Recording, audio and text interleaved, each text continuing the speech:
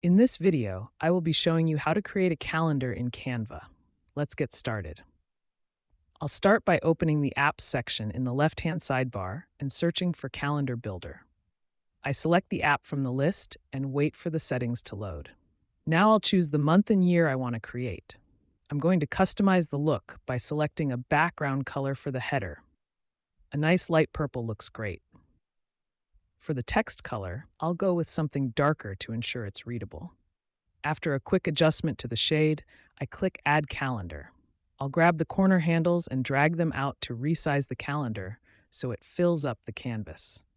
If I want to change the color of the date cells, I can go to the background settings under Date Customization and pick a new color. I'll click Update Calendar to apply the change.